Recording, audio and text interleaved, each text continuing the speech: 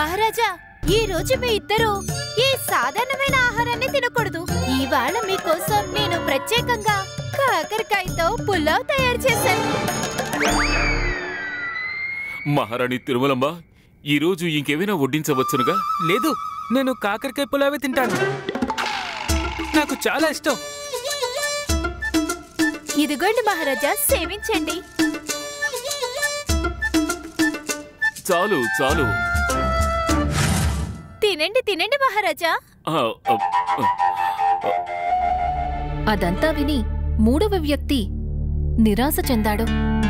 అతనన్నాడు, యమధర్మరాజా, నేను నరకానికి వెళ్లాల్సిన వాణ్ణి.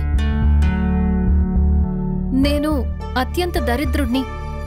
నేను నా పుత్రుడికి మంచి సంస్కారాన్ని తప్ప ఇంకేమివ్వలేకపోయాను. ఎందుకంటే తను మంచి సంస్కారవంతుడు కావాలి అని.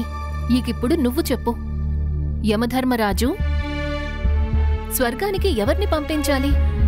మూడో వ్యక్తినమ్మా. నీకెందుకలా అనిపించింది? ఇది మిగతా ఇద్దరు తండ్రులకు అన్యాయమవుతుంది కదా. ఏం మాట్లాడుతున్నావమ్మా? సంస్కారమే కదా సర్వస్వం.